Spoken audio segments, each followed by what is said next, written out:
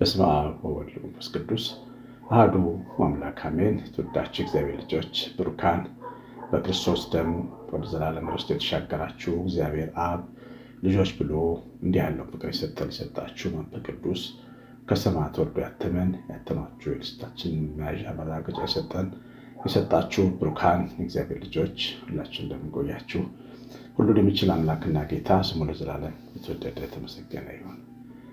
እንግዲህ ወደ ትምህርት ከመግባቴ በፊት በዚህ ወር ህዳር 28 ቀን በሚሊኒየም አዳራሽ ትልቅ መርሃ ግብር አዘጋጅተናል። ኑ እንዘምር የመዝሙር መርሃ ግብር ነው። ከ100 በላይ ዘማሪያን አንድ ላይ ሆነን ከ70 አካባቢ በላይ የሚሆኑ አርቲስቶች ተጨምረው ትልቅ ጉባኤ አዘጋጅተናል። ሙሉ ለሙሉ ገቢው ለመቄዶንያ አረጋውያን መርጃ የሚውል ነው። በዋናነትም እሱን ታሳቢ አድርጎ የተዘጋጀ መርሃ ግብር ነው።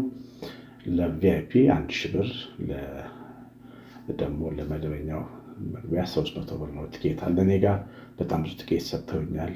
ብዙ ወላጆች አሉ ብለው እናንተን አይተው፣ ስለዚህ ስልኬ ላይ ደውሉልኝ። ትኬቱን የምትፈልጉ ትኬቱን በስካን አድርጌ በቴሌግራም ልክላችኋለሁ። እናንተ ያስገባችሁበትን ስክሪንሻት ከላካችሁልኝ በዚያው ወደ አዳራሽ መሄድና መሳተፍ ትችላላችሁ። ነገር ግን ቪአይፒ የምትገቡ ሰዎች ትኬቱ 1000 ብር ቢሆንም መቄዶንያ ያለ መርዳት ከፍ ባለ ሂሳብ መግዛት ትችላላችሁ። እግዚአብሔር እናንተን ቤታችሁን ይባርክ። 911 41380 ስልኬ ነው። አሳውቆኝ። እግዚአብሔር ይባርካችሁ። ዛሬ ስለ ልብ ጩኸት ነው የምንማረው። አፋችን የሚናገረውና ልባችን የሚያስበው ምን ያህል እንደሚለያይና እግዚአብሔር ደግሞ የአፋችንን ሳይሆን ልባችንን እንደሚሰማ በእግዚአብሔር ፊት አንዳንዴ እንደ ጀግናና እንዳመነ ሰው ልንናገር እንችላለን። በጣም ጠንካራ እንደሆነ ክርስቲያን ልንናገር እንችላለን። ግን እንደዛ ነን ወይ? መሬት ላይ ስንታይ በእርግጥም እንደዛ ነን ወይ? ይህንን የምንማርበት ታሪክ የሚገኘው ኦሪት ዘፍጥረት ኦሪት ዘጸአት ምዕራፍ 14 ቁጥር 15 ጀምሮ ነው። ከቁጥር 12 ጀምሮ ምንድን ነው የምታዩት? ህዝቡ ከግብፅ ከወጣ በኋላ በረሃ ውስጥ ባህሩ አጠገብ ሲደርስ የቀይ ባህር ፊት ለፊት ነው የገጠመው። ያንን የቀይ ባህር ለመሻገር ትናንሽ ጀልባዎች ወይም ትልቅ መርከብ ያስፈልጋል፣ ግን አልነበረም። ደግሞ ዞር ሲሉ ከኋላ የፈርዖን ሰረገላዎች አዋራ በታላቅ ፍጥነት ወደ እነሱ ሲመጡ አዋራውን ይመለከታሉ። እነዚህ ሰዎች ፊት ለፊት ባለው ባህርና ከኋላ ባለው ጦር ተከበው በጣም በጭንቀት ሙሴ ላይ እንደጮሁ ይናገራል። ምን አሉት? ሙሴንም በግብፅ መቃብር ስላልኖረ በምድረ በዳ እንሞት ዘንድ አወጣህን? ከግብፅ ታወጣን ዘንድ ያደረግብን ምንድን ነው? በምድረ በዳ ከምንሞት ብንገዛላቸው ይሻልናልና ተወን፣ ለግብፃን እንገዛ ብለን በግብፅ ሳለን ያን ቃል ይህ አይደለምን አሉት። እነሱ ነፃ ማውጣቱ ዋጋ እንደሌለው እግዚአብሔር ለነሱ የሰጣቸው ጥሪና የዘላለም የአርነት የነፃነት ጥሪ ቀልድ እንደሆነ የሚያዩትን አምነው ታማኙ እግዚአብሔርን የሚክድ ክፉ ንግግር ተናገሩ። ባሮች ናቸው። መቼም እነዚህ ሰዎች ባሮች ስለሆኑ እንደ ባሪያ ነው የሚያስቡት። ባሪያ የመገዛት፣ የመጨቆን፣ የመጎዳት፣ የመበደል ስነ ልቦና አሳድጎ ስለሚመጣ ነፃነት ያለው ሀሳብ ሊያስቡ ይችላሉ። ግን እንደዚህ ብለው አሉት፣ በቃ ዝም ብለን እኛ መሞት የሚገባን በግብፅ ነበር አሉ። ሁልጊዜም ቢሆን ሰው የሚሻለው ነገር በእጁ ሲይዝ ቀላል ያደርገዋል። በእጅ የያዙት ወርቅ እንደ መዳብ ይቆጠራል ይላል። እግዚአብሔርን መፈለጋችን፣ በእግዚአብሔር መወደዳችን፣ ሀብተ ወልድ ስመ ክርስትና መቀበላችን፣ በክርስቶስ ዳግም መወለዳችን ዋጋችን አይደለም ብለን የምናስብ ብዙ ሰዎች አለን። እኔ ኑሮ ላይ ያለው ነገር ቢሞላልኝ ይመጣ ብለው የምንል በቃ ቀለል እንዳደረጉት እንደዚህ እና ሙሴ ምን አላቸው መሰላቸው? እግዚአብሔር ልጆች አትፍሩ፣ ዛሬ የምታያቸውን ግብፃውያንን ለዘላለም አትፍሯቸው። ቁሙ፣ ዛሬ ለእናንተ የሚያደርጋትን የእግዚአብሔር ማዳን እዩ። እግዚአብሔር ስለ እናንተ ይዋጋል፣ እናንተም ዝም ትላላችሁ አላቸው። ሙሴ በጣም አስገራሚ ንግግር የተናገረው ሰምታችኋል። አትፍሩ፣ ዛሬ የምታዩቸውን እስራኤል ግብፃውያንን ነገ አትፍሯቸው። ነቢይ አይደል? ትንቢት ነው የሚናገረው። አትፍሯቸው፣ እንደምትፈሩት እናንተን ለመግደል አቅም የላቸውም። እንደምትፈሩት እናንተ ላይ ለመበርታት አቅም የላቸውም። አትፍሯቸው። እንደውም ዞር ስትሉ ማታያቸው ናቸው፣ ያሳድዷችኋል። እውነት ነው።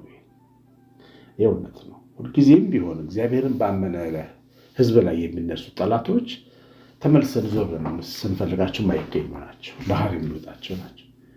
እነሱ በሰረገላ ውሃ ውስጥ ገብተው ባህር የሚያሰጥማቸው፣ የእግዚአብሔር ልጆች ደግሞ በባዶ እግራቸው ውሃ ውስጥ ገብተው ባህር የሚሻገሩ ናቸው።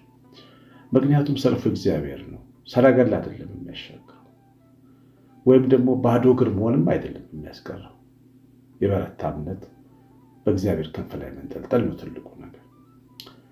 እነዚህ ሰዎች የእግዚአብሔርን ማዳንና ጥሪ ቸል ብለው አንተ ልክ አይደለህም ብለው ሲሉት፣ እሱ ግን እንዳይፈሩ ደግሞኛ ፈርዖንና ሰራዊቱን እንደማየው ነገራቸው። እውነት ነበር። ግን የሙሴ ትንቢት አፋዊ ውጫዊ ትንቢት ነው። ለልቡ ግን እንደዛ አላለው። እሱ እየፈራ ነበር እንዳነሱ።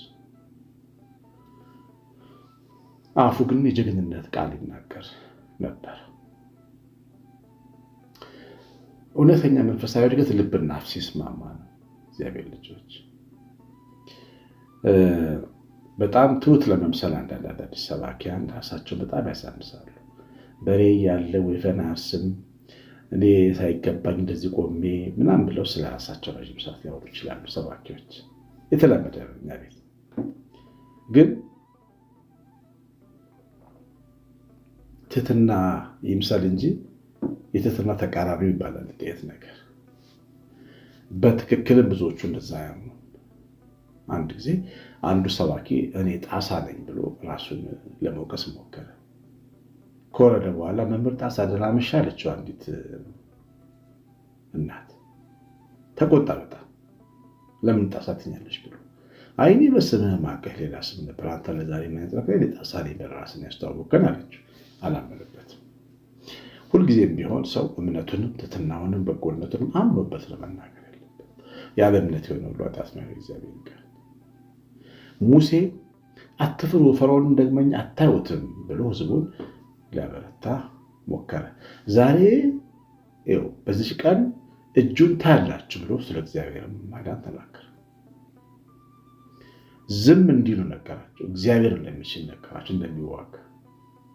ግን ልቡ ግን ደስ አልነበረም። ይኸውላችሁ ዝቅ ብሎ ያለውን ታሪክ ላንብብላችሁ። እግዚአብሔር ሙሴን አለ፣ ለምን ትጮህብኛለህ? እንዲጓዙ ለእስራኤል ልጆች ንገር። አንተም በትርህን አንሳ፣ እጅህን በባህሩ ላይ ዘርጋ፣ ክፈለው፣ የእስራኤል ልጆች በባህሩ ውስጥ በየብስ ያልፋሉ አለው።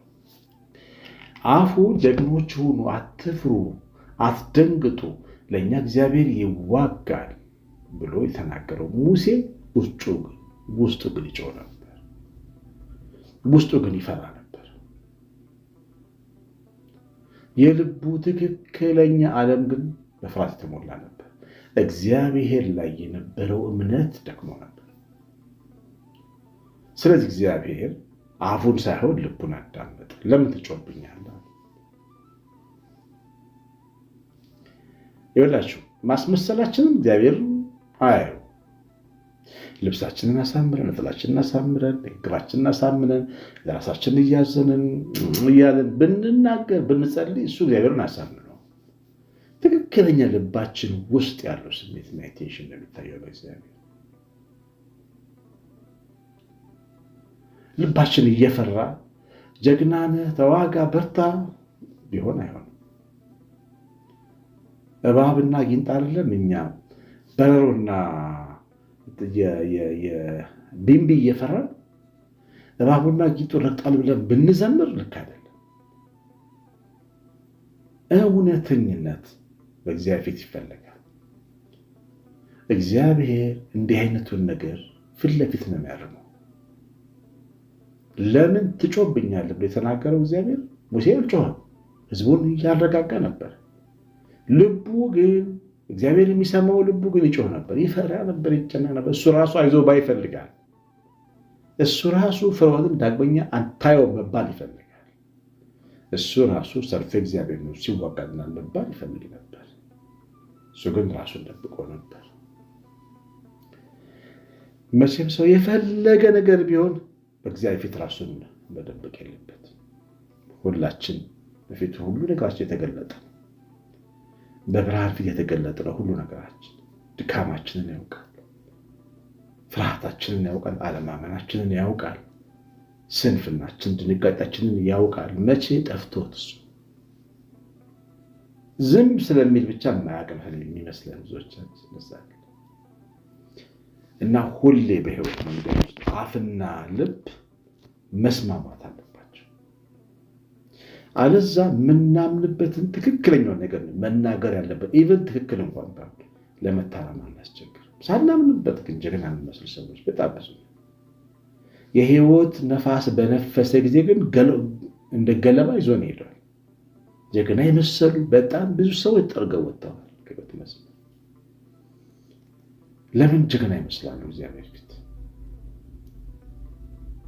በቃ እኔ ራቁቴን መሆኔን አይቼ ፈራሁ ለምን አይሉ እንዳዳ ድካማቸውን ለምን ጊዜ ቤት አይናገሩ? ካመኑም የእውነትነታቸውን ለምን አይናገሩ? ለምን ይዋሻል?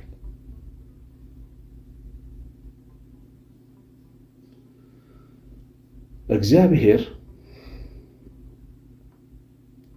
ሙሴን ተቆጣ። አትጮህ። አንዳንድ ጊዜ ላልተናገርነው መልስ ሰጠናል ማለት ነው። በአፋችን ዝም ብለን ብዙ ነገር እንጠይቀዋለን፣ ልባችን ግን ሌላ ነገር ነው የሚያስበው። ሁሌ ልባችንን ስለሚያይ ትዕግስት አድርጎ ለልባችን መልስ ይሰጣል እግዚአብሔር። በጣም ብዙ የምትነፋችበት ተስፋ አለ። የሰማነውን በልባችን ጻፍ። መንፈስ ቅዱስ ይባርካችሁ። እግዚአብሔር ቸርነት የእናታችን ቤታችን ምሕረት በረከት ይመላል ጥበቃ አብሮን ይሁን። ቀሲስ አሸናፊ ማርያም ነኝ። ማሳሰቢያ እንዳትረሱ። ያው ስልኬ ላይ ደውሉልኝ። እንድትገቡ ፈልጋለሁ። አዲስ አበባ ያላችሁ ናዝሬት አካባቢ፣ ደብረዘይት አካባቢ ቅርቦት ያላችሁ መታችሁ ሚሊኒየም አዳራሽ ህዳር 8 ቀን እናስተላልፈው መርሃ ግብር እንዳትረሱ እንድትገቡ አደራ እላለሁ። ትኬት ከፈለጋችሁ ቴክስት አድርጉልኝ፣ ቴሌግራም ላይ ልክላችኋለሁ። ከዛ በኋላ ደግሞ እናንተ ስክሪንሻቱና ትኬቱን አሳይታችሁ ወደ ሚሊኒየም መግባት ትችላላችሁ። እግዚአብሔር እናንተን ቤታችሁን ይባርክ። ቀሲስ አሸናፊ ነኝ። ሰላም